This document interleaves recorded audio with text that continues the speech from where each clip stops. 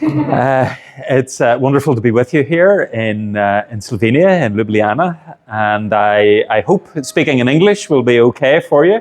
I apologize, my Slovene would not be very good, so I hope you will be able to follow okay. But thank you so much for the invitation to come here and give this talk about AI and truth is going to be my focus for the talk today. It's really been wonderful to be here. It's 25 years since I was last in Slovenia, so a really special privilege to be back again this time. And I've had a wonderful time so far, arriving late last night, enjoying some very good Slovenian food earlier and seeing around Ljubljana. So yeah, it's been a wonderful time.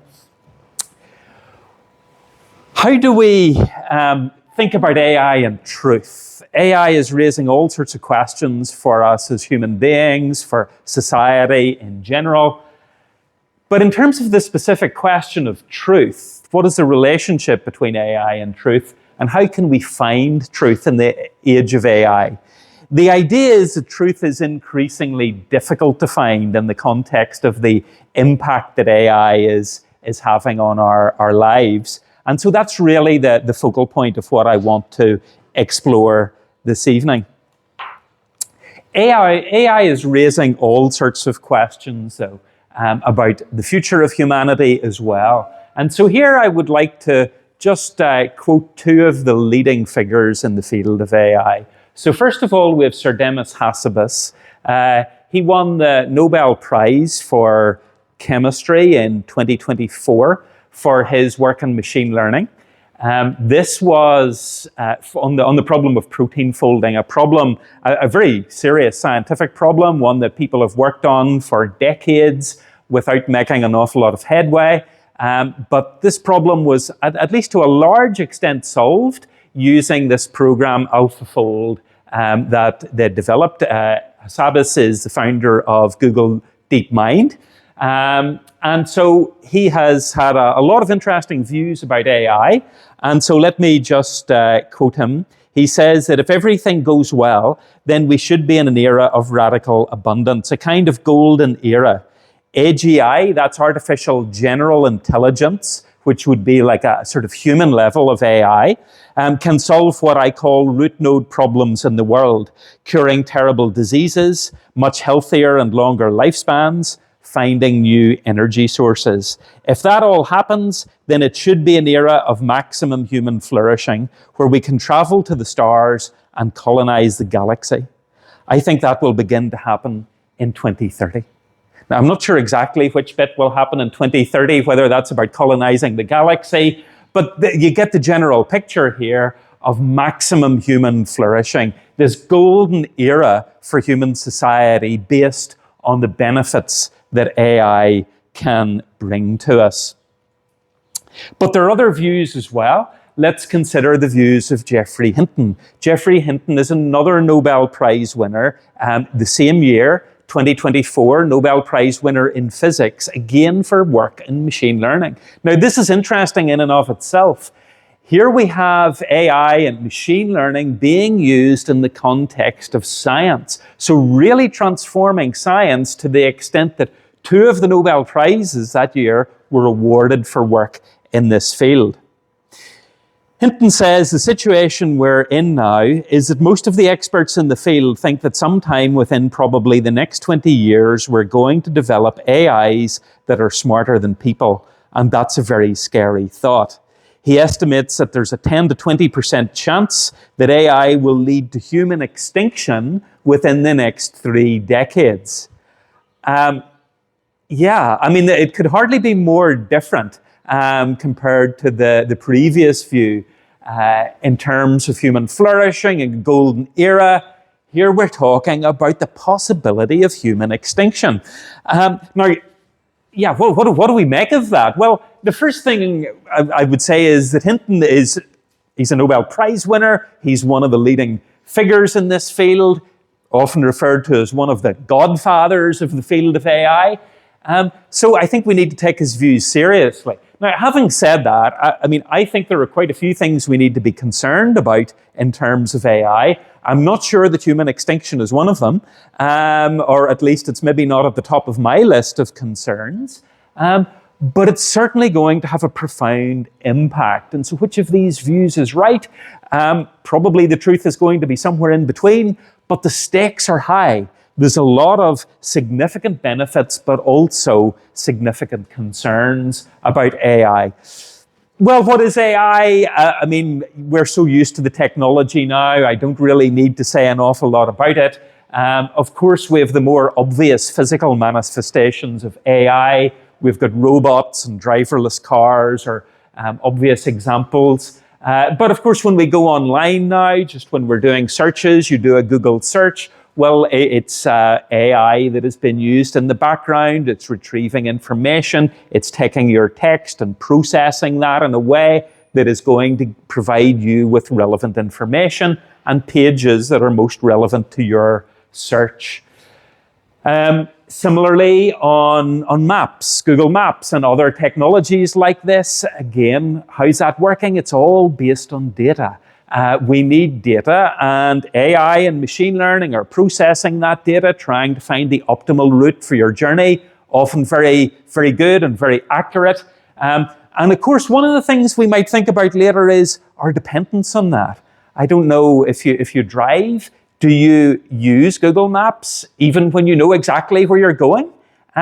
I think, again, we frequently do this. We use technology sometimes when maybe we don't, and we trust it. So even if we know the direction we're going and it sends us in a different direction, we'll typically do that because we expect that it's going to be quicker. So again, it's using that information, it's getting that data from other drivers out on the road, so it's able to detect traffic jams, for example, that kind of thing.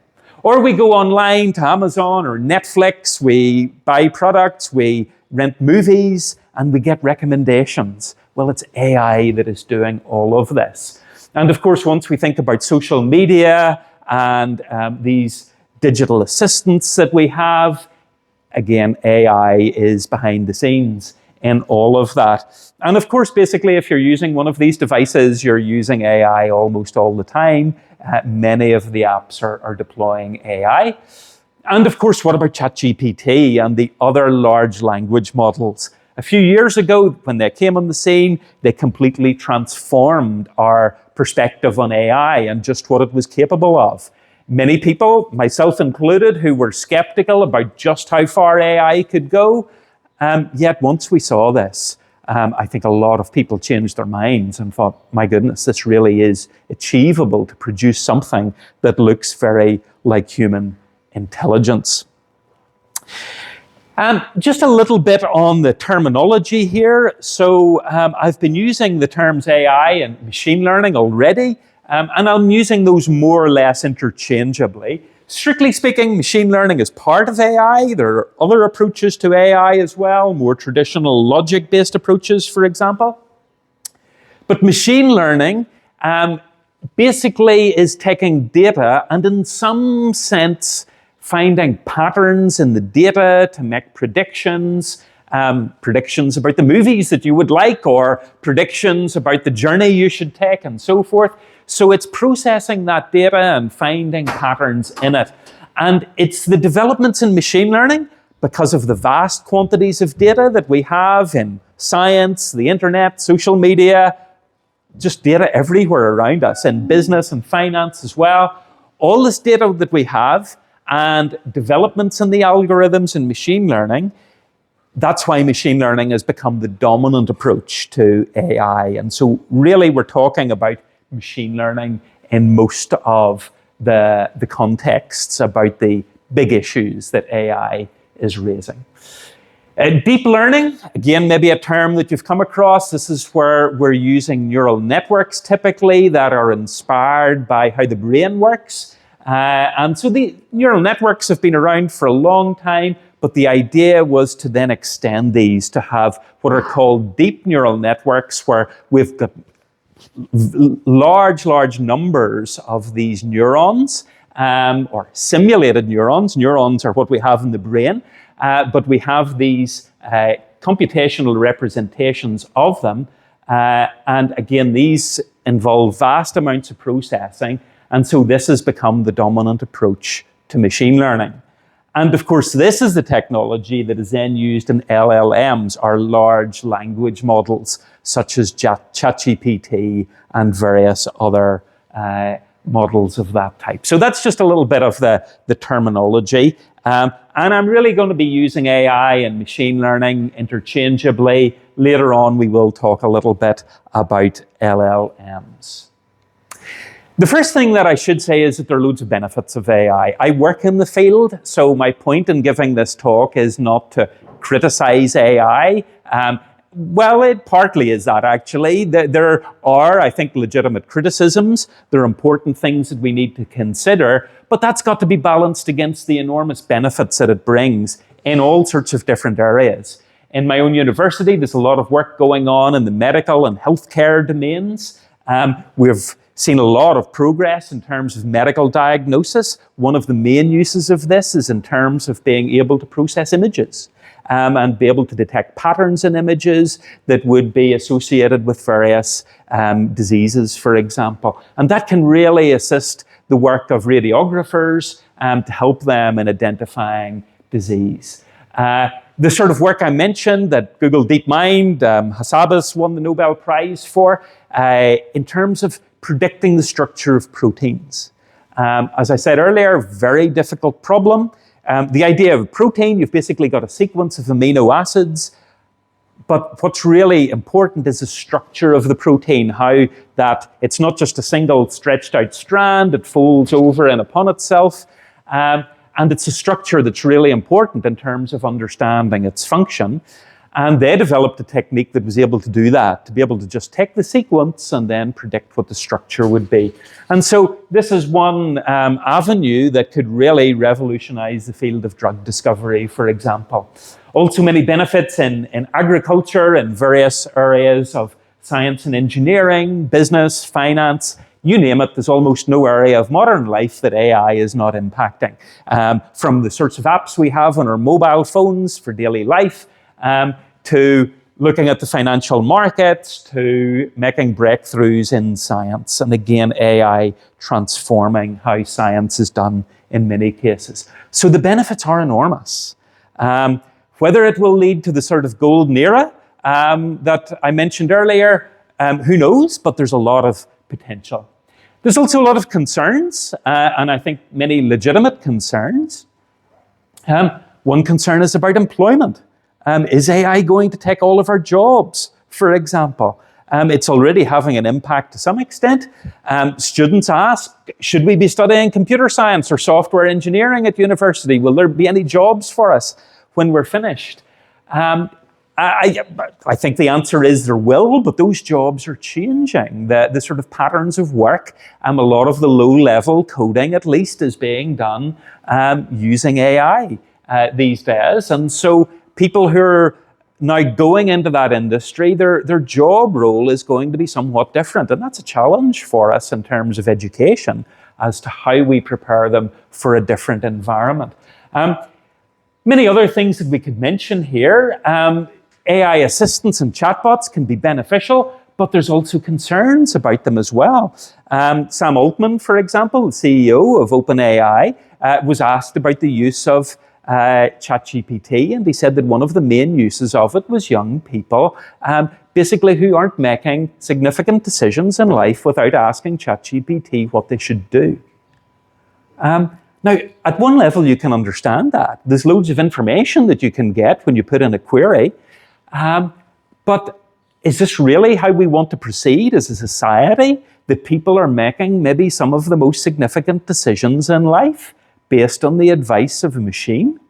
I'm not sure about that. And, you can think about your own life. Now, we might say, well, of course we know it's only a machine, and of course we're just doing this to get information. But actually, I think subtly what can happen is that we're maybe replacing the human element with machines. We're actually consulting them, and maybe more than family or friends or counselors or whatever, and in the healthcare domain as well. we're getting advice from machines, diagnosing ourselves with various conditions by going online and checking things out on LLMs. Or what about autonomous weapons? Again, a big topic at the moment in terms of the war in Iran, and there has been a dispute between one of the leading AI companies and the US government over just how the technology should be used in that context. Related to that, one that we will be focusing on is truth, but here again with the war in Iran, a lot of issues in terms of what we can believe and what we can't. So how do we find truth in that context? Issues about surveillance and privacy. Who's got access to all our data and how's that being used? There's certainly the potential, and we see this in parts of the world where in some cases we're finding states that are using CCTV and then processing that image data, that video data with AI to monitor the citizens. So potential issues there, I think, as well. Even issues about moral machines. Should we be developing AI in ways where they're making moral decisions? Or should we even be talking about robot rights? Well, I'll come back to some of those points a little bit later. But going back to the one about weapons, again, a significant moral decision there. Should we be giving AI the authority to make lethal decisions in a warfare context? Well, we might say no, we should make sure that it's humans doing that. But if all of the decision making is being completely informed by AI, is there much left for the humans to do? And so I think we really need to think about the role of humans in that context. So loads of big questions.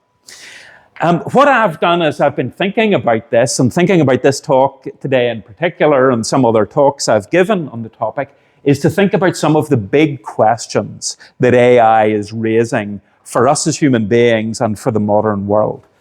And I've identified 4. I mean, you might split this up in slightly different ways, but one concerns AI and humanity.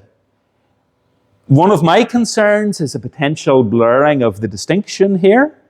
There's also, I think, really interesting philosophical questions about whether AI could have a mind, could it become conscious, debates along these lines. And if so, is there really a fundamental difference, or are we just sophisticated machines ourselves?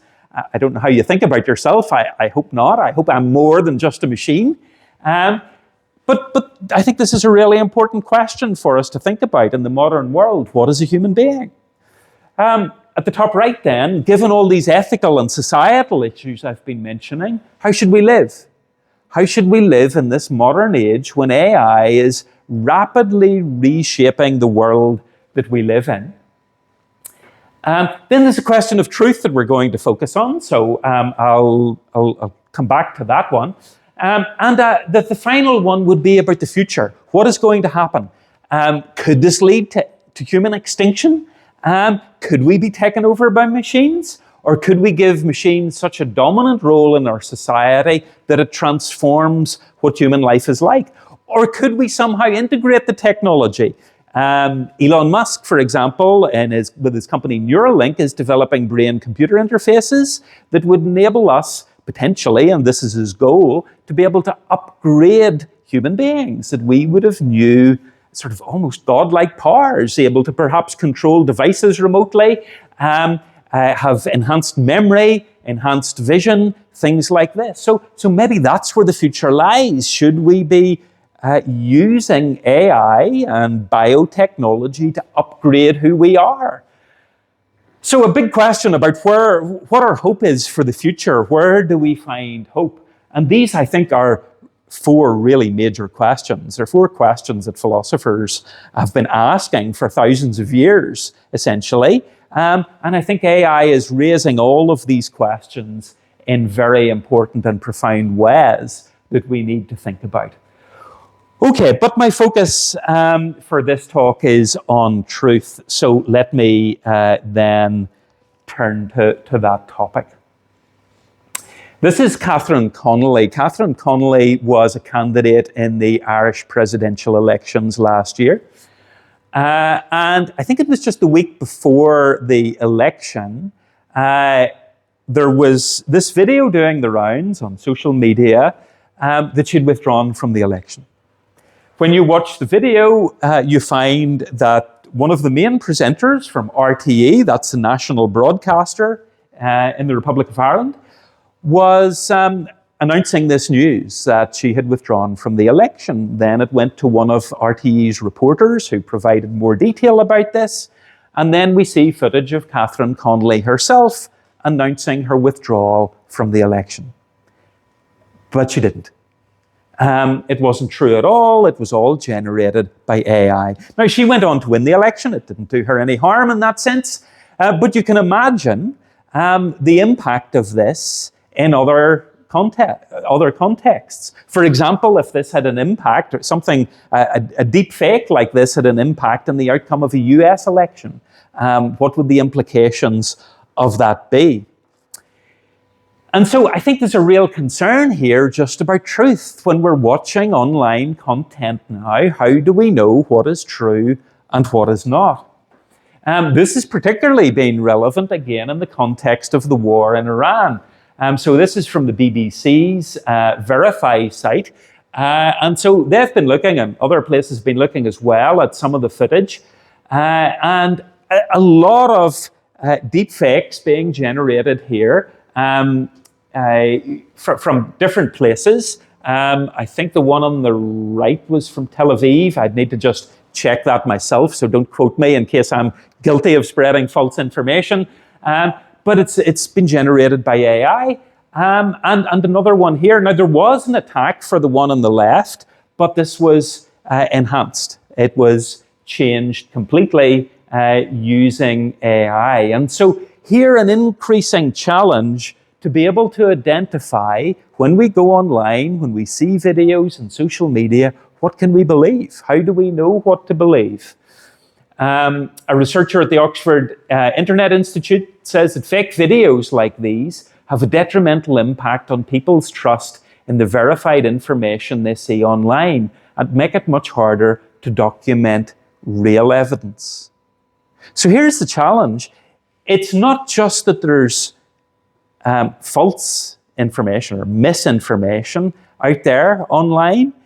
It's that once there is this sort of information, it becomes more difficult to trust the genuine information. How do we know what to trust, what to believe when we see footage online?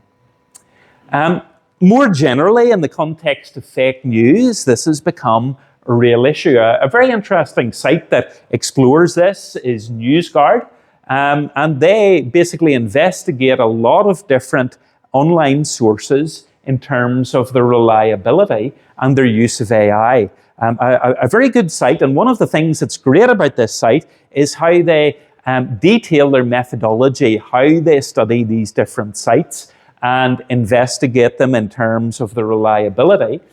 One of the things that they've done is to look at some of the leading generative AI tools, like large language models or tools that will generate video content, for example.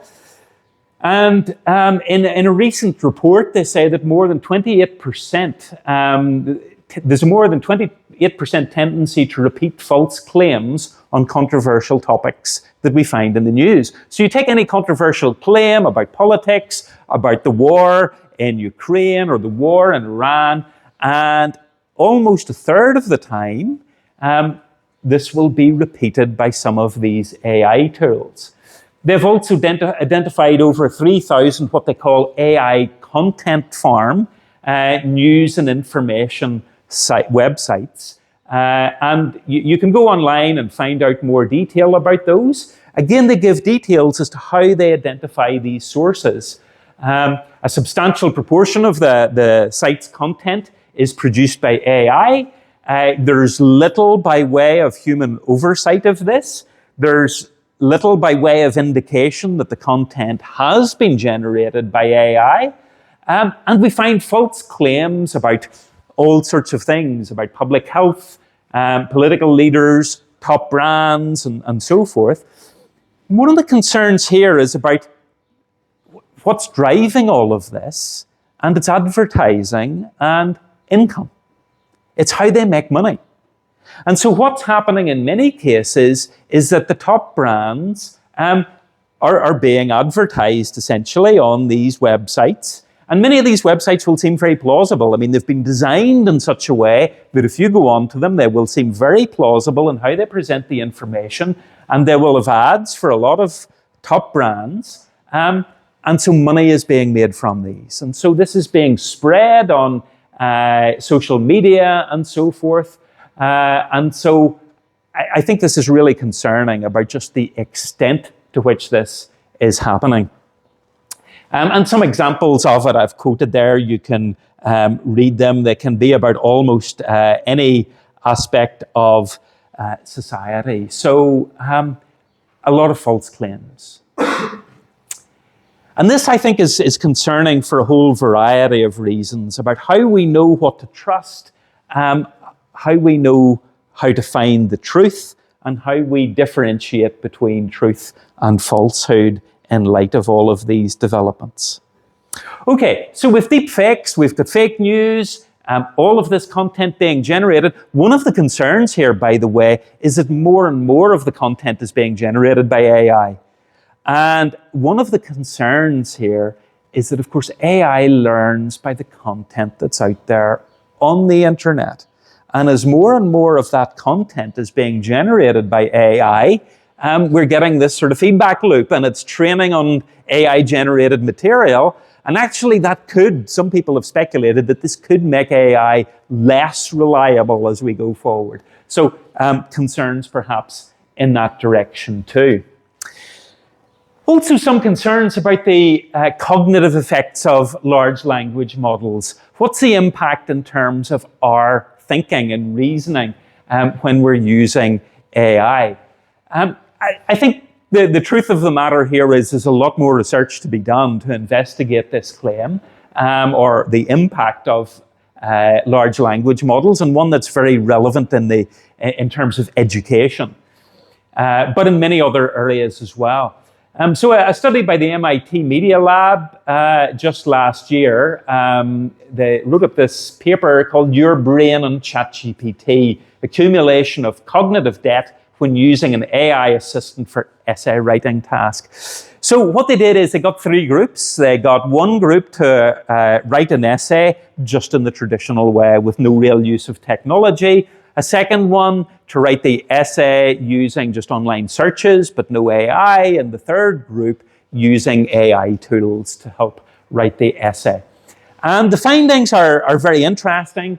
They found that when students were using ChatGPT, there was a significantly lower brain activity. They were monitoring the brain, that's right. They were using EEG signals from the brain to monitor brain activity while the students were working on these tasks. And so they found significantly lower levels of brain activity and weaker neural connectivity, as well as reduced engagement.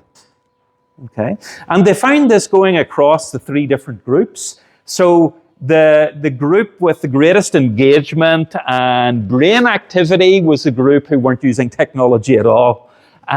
Then you had the group who were using online searches, and then you had the group who were using AI as being the group with the least engagement. And also some issues about ownership and recall of the material. So later when they were asked about this, the recall was not as strong amongst those who had used AI. And so concerns here, I think, about the over-reliance on the technology and just how dependent we might become on it. The danger being that we are perhaps giving over our cognitive responsibilities, if I can put it that way, to AI. We're letting AI do the work for us and maybe taking it a bit easier ourselves, not thinking through things as critically and carefully as we should. Now, I need to be cautious about this. I don't want to draw too many conclusions from this study. I would say that more work needs to be done. And I'm not saying that using AI for research purposes or for assistance in writing an essay is the wrong way to go about it, but I think we do need to be careful. And I think we need to be sure that when we're using the technology, we're not just taking the easy way out, okay? That we are thinking carefully through the material we are producing. If we're writing essays, somebody working in journalism, for example, or doing research in universities, again, AI maybe being able to be used as a tool, but we need to think very carefully about how we do that. The danger being that we might lose our ability. Skill atrophy is the idea that we would lose skills by letting AI do the work for us. Now, again, here I want to be a little bit cautious. People would say that, have said that about calculators, right? If you use a calculator for doing all your calculations, do you lose the ability to do arithmetic? Well, actually, probably the answer is yes to some extent. But none of us think we should be banning calculators. So I'm not saying we should be banning AI, but I think we do need to think very carefully about how we're using it. Okay, so here I think one of the things that I would like to do, having looked at some of these ways in which there could be concerns about the use of AI with regard to truth and our reasoning abilities with regard to truth, is to think about how AI works. And this is a very simple example just to sort of illustrate the point. So let's suppose we wanted to develop an AI or a machine learning system. This would be a standard example. We want to distinguish between images of cats and dogs. Okay, so we provide a bunch of images of cats and dogs, and we provide the information as to, this is a cat, that's a dog, and so forth, and we give it loads and loads of images, and we feed these images into our machine learning system, and our machine learning algorithm then processes all of this information. It looks for patterns in the data. The idea being that maybe, for example, it can detect certain patterns in the facial image of dogs that are more common between dogs than they are between dogs and cats. Okay? And on the basis of this, we end up with some very complex statistical model. Now, this is important because that's basically what modern machine learning is. It's complex statistical models. They're able to do really impressive things, but that's what we're talking about. Now what we do is give it another image, and this time we haven't told it whether it's a cat or dog. And we feed that image in, and now it tells us that it's a dog, I think, hopefully. But you get the point. There might be cases that we're not so sure about, or maybe not so obvious, and AI will probably do as well or better than we humans can do. Okay? So this process of somehow getting this statistical model is known as training. And once we've trained our algorithm, we're then going to use it for prediction. Okay, now, what can we say about this? Well, let's go a little bit further and think about whether we should then trust these predictions. So there's an interesting paper published a number of years back, and what they did was to take images of wolves and huskies. So what they had was wolves with a snowy background in the training data, okay, and huskies without a snowy background. And then they trained it, and based on all the images they gave it for training, just like we did with the cats and dogs, it was able to distinguish between the wolves and the huskies. But then they give it this image, okay, a husky, and it classified it as a wolf, okay? Now, they did this deliberately. This was sort of set up to sort of highlight the issue. Why did it get it wrong? I mean, remember what I was saying. The idea was we would train it and hopefully it would detect maybe images from the face or something like that to distinguish between the images. Actually, what was happening was it had nothing to do with the facial image. It was doing it on the basis of the snowy background. Remember what I said? All the images they gave it of wolves had a snowy background and the huskies didn't. And it had nothing to do with the animals. It was doing the classification based on background information. So the authors were sort of highlighting a potential problem here. AI could appear to be giving very good predictions in some cases, but we need to know how reliable it is. We need to know how it is making its prediction. We need to be able to explain how it's giving its prediction. You can think of the importance of this in a medical context. The problem here is if we haven't given it the right data, if the data is biased, and this is one of the big concerns actually with some of our modern machine learning algorithms is bias. So if we give it biased data, we will get biased results. And if you think of this in the context of medical images, would we trust the decisions it's making, the predictions it's making? Well, that depends. It depends on the data, and ideally we would really like to be able to explain the outcomes. So here I think is one concern about truth again. In this case, yes, it was getting the result right most of the time, but when will it get it wrong? And so I think truth requires us to go to a deeper level. We need to understand why it's getting the hopefully right answer. So this is about machine learning in general, but let's think about our large language models. How did they work? Well, this is a long story. There's an awful lot of detail that I don't have the time or expertise to go into. But it will start with a sort of very basic level where it's predicting the next word. Right? So you give it a prompt, you give it a phrase, it's like autocomplete here, once upon a, what is most likely to come next? Well, these large language models have been trained on all the data that's available online from books, the internet, social media, all the rest of it. And the most plausible word, it's got the statistical model. What's the word that's most likely to come next in the English language? Well, it's time. Okay? So it's going to give us the most likely, most probable prediction based on all of that information. Now, one thing that I would say here, and I'm going to come back to this in a moment, I don't think that this implies that it has any understanding of what's going on. It's just a statistical model that is doing prediction. Furthermore, all of this is derived from human content. So again, then, that would make me very suspicious of the claim that it is anything like a mind. But that's a different talk that I'm not really focusing on here. The question here is more about truth. And the point that I would make is that it's not aimed at truth. That is not the goal of these kinds of models. It's aimed at producing plausible text. Text that is going to appear very reasonable. When you give it the prompt and you get a response, it's going to look very reasonable.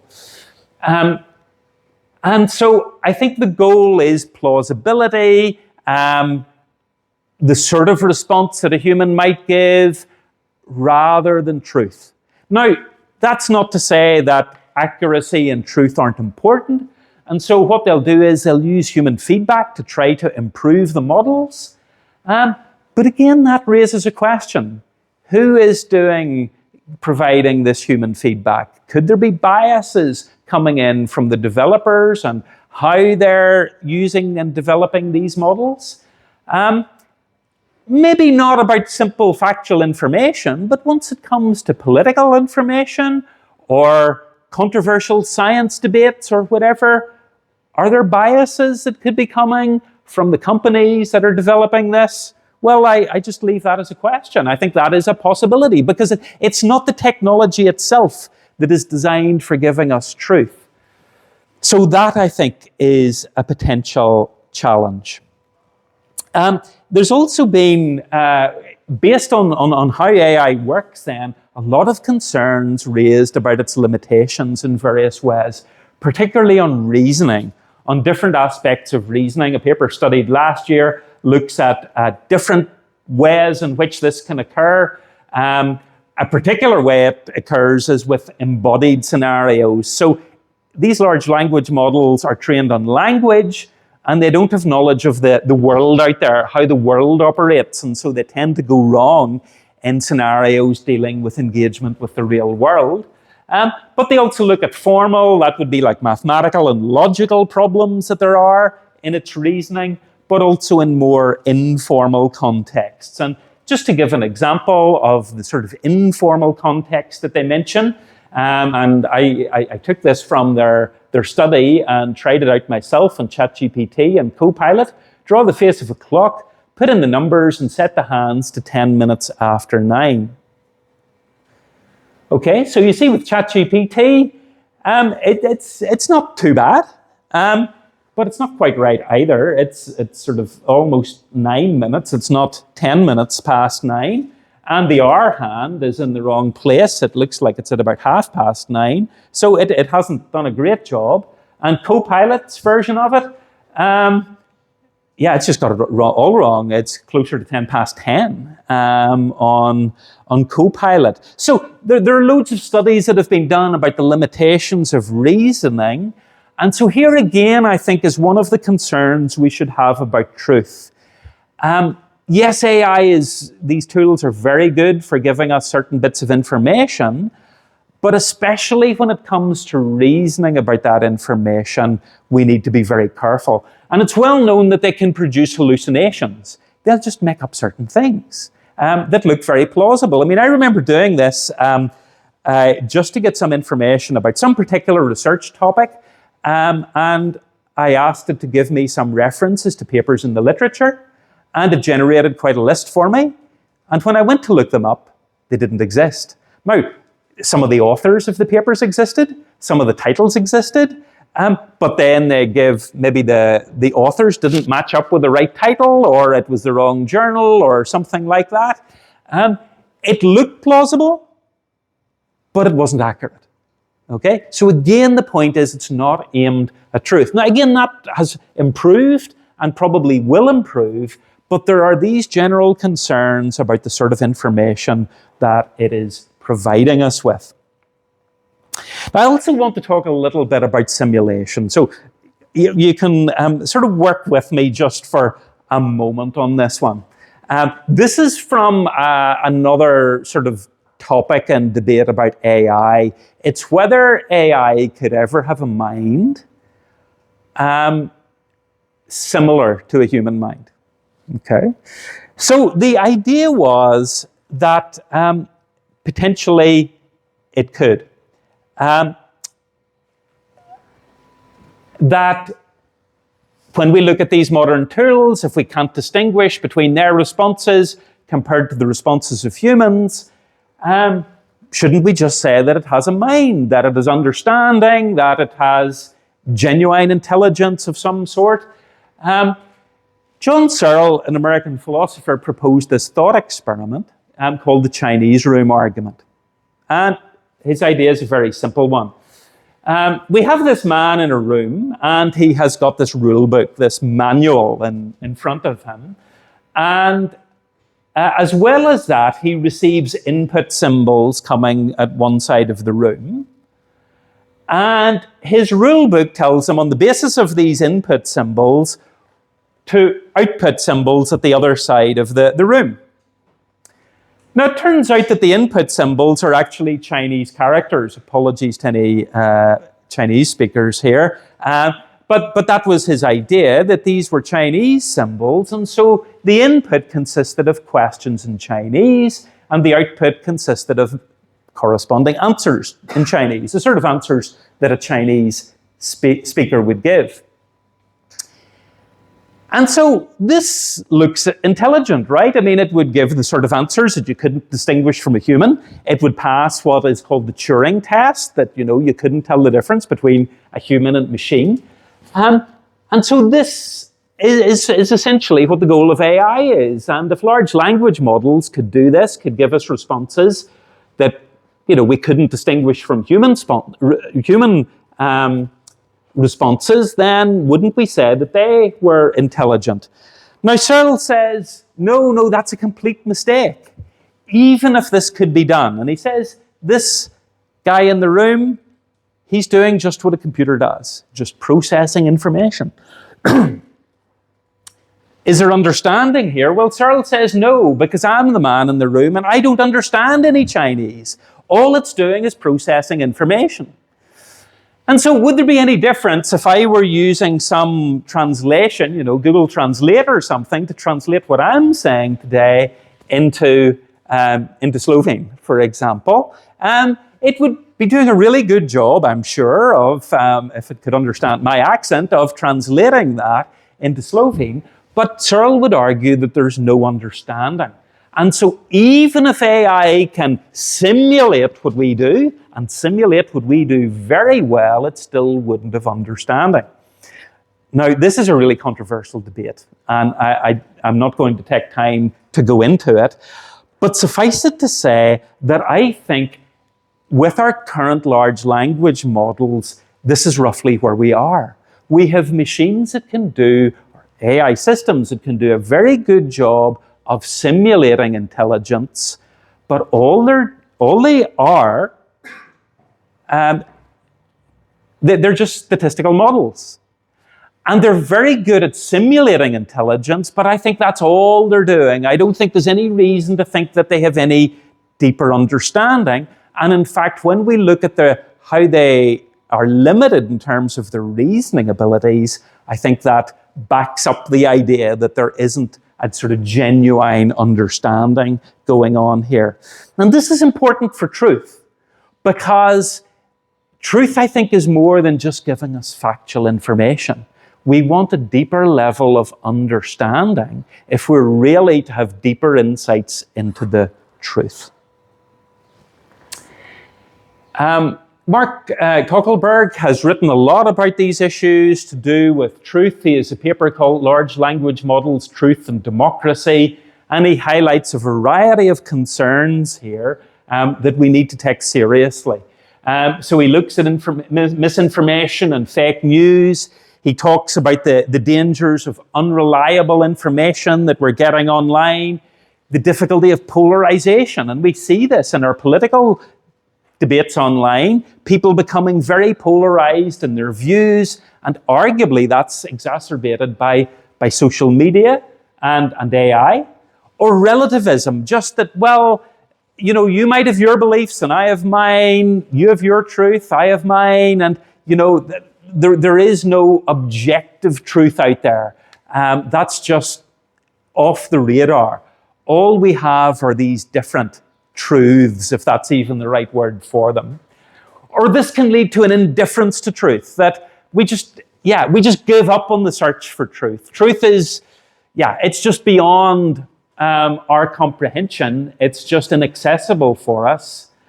And he also raises concerns about content that's based on outdated information, and that all of this is raising concerns about the modern world and how we live and the nature of our democracies in the Western world. Because arguably democracy depends on truth. Journalism depends on truth. And if we can't tell the difference between truth and fiction, we're in trouble. And human freedom arguably depends on truth as well. Because if we don't have access to information to make informed decisions, do we really have freedom? So a lot of big issues here arising from potential developments of AI.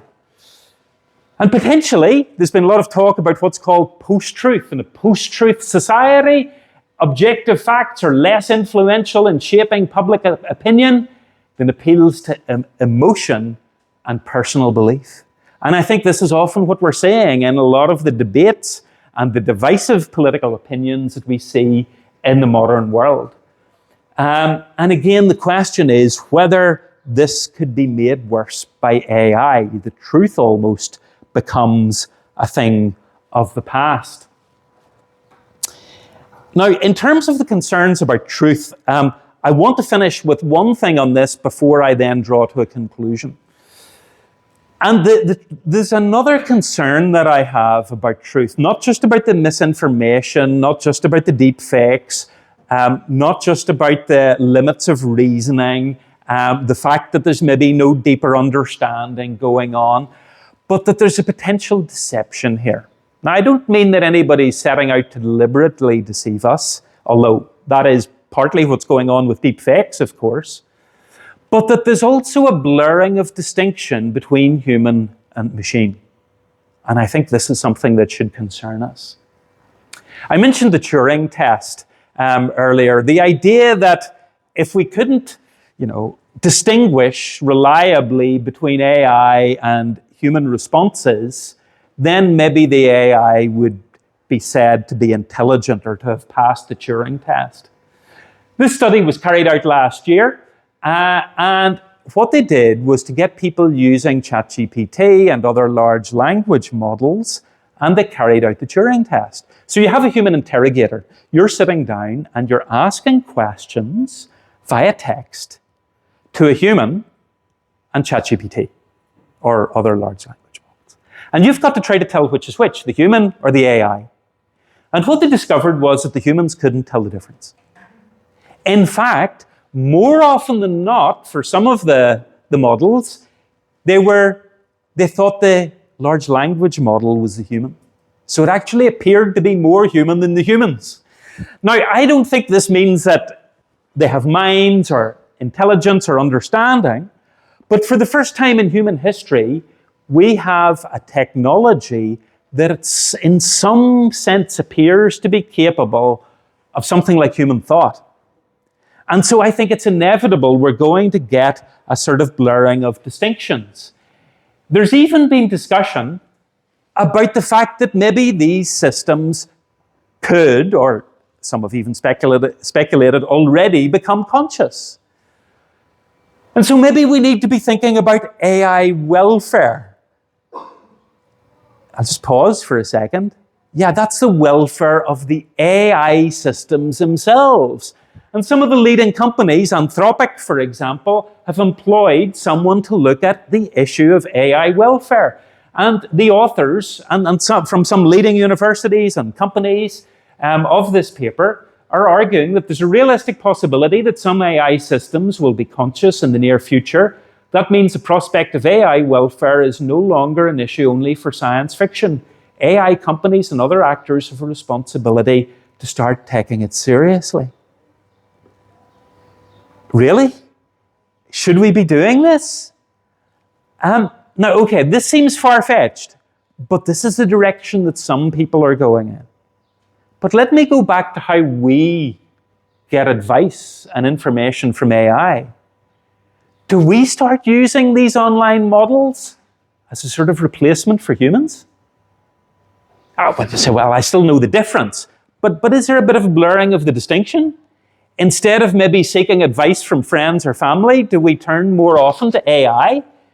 And how will that develop as the technology becomes more and more effective? So I think this is a concern. Okay, let's try to bring this all to a conclusion now. The importance of truth. I want to highlight that the truth is important and should be important for all of us and for a variety of reasons. First of all, I think we need, as a human society, to emphasize the existence of truth. Now, okay, you may not believe that there is such a thing, but I think that's important. I think it's important for democracy. I think it's important for freedom. I think it's important for how our societies function, for journalism, for science, for our moral values and how we live. I think the existence of truth is important. What is truth? Well, this is a big question for philosophers, but I would say it's got to be connected to reality. It's somehow about whether our claims match up with the way things actually are in the world. That it should also be consistent. We can't have two competing truths. That would be relativism. Okay, if one claim is true and somebody believes the opposite, they can't both be true. There's also the possibility of truth. I think we should believe in the possibility of truth. Okay, there might be difficulties and challenges, but it should at least be possible for us to find the truth. There's the value of truth for all the sort of areas I've talked about science, about democracy and so forth. I think there's also a human dimension to truth. I don't think this is something that should just be given over to machines to produce information. I think we really need to think about the human context in all of this, and also the need to seek for the truth. That it's something we've got to work at and invest time in. And so what I would like to do just in the closing minute or two here is to introduce a perspective that I find helpful on this. You might not agree with it, and that's absolutely fine. You might have a different perspective, and that's fine. We can pick up on that on the discussion afterwards. But it's a Christian viewpoint that I bring to help me, I suppose, have a framework to think about all of these sorts of issues. There's a famous incident that's recorded in the New Testament about this very question. And it's to do with Pontius Pilate. Now, we know about him from history. The Roman historian Tacitus tells us that Christ, or Christus, suffered the extreme penalty, that's crucifixion, during the reign of Tiberius Caesar at the hands of Pontius Pilate, who was the Roman governor of Judea at the time. He was the 5th Roman governor. And so we can date this. We know when this happened. It was between 26 and 36 AD. So that's the background to Pontius Pilate. Now in the Gospels, in the Gospel of John, we have this recording of a discussion between Jesus and Pilate. Jesus says to him, he says, the reason I was born and came into the world is to testify to the truth. Everyone on the side of truth listens to me. What is truth? Pilate retorted. And with this he went out again to the Jews gathered there and said, I find no basis for a charge against him. Pilate certainly comes across as being quite cynical about truth. Well, I've got the competing claims of the Jews. I've got your claim, which I'm inclined to believe. But there's also political issues. There's a charge. Later on, we read about it. If you release this man, you're no friend of Caesar. So what is he to do? Is this going to be a political problem if he releases this man whom the Jews want to kill? And so in this context, what is truth? Maybe he's saying truth isn't important. Or how could you possibly find truth? And with that, he leaves. And I think it's very interesting to know, how would Jesus have responded if he had waited to hear what Jesus had to say? Now, I'm not pretending to know what Jesus would have said, but what I want to do is sort of highlight why I think a Christian perspective is helpful in thinking about truth. First of all, in terms of the existence of truth, the very existence of God is providing us with an objective perspective. You see, you might say, well, look, I have my beliefs and my evidence, and maybe you have other beliefs or another perspective, but there's no objective perspective. There's no absolute truth. Well, if there's a God who created the world, then there is an objective perspective. So the existence of truth is part of a Christian viewpoint. Also, the reality of truth, that it's about an objective world. Well, again, if God has created the world, then there is an objective world for truth to correspond to. There's also good reason to think that it would be consistent, because if there's a God, we would presume that this God is a rational being and has created a rational universe, and so we should expect consistency in terms of truth. In terms of the possibility of truth, okay, maybe truth exists, but is there a possibility of finding it? Well, the Christian idea is that we humans have been made in the image of God, in some way like God. And so if we've been made to be like God, that suggests that given that these minds of ours have come from God, that we have the possibility of discovering the truths about His world. The value of truth, Jesus is reported in John's Gospel as saying that the truth sets us free, that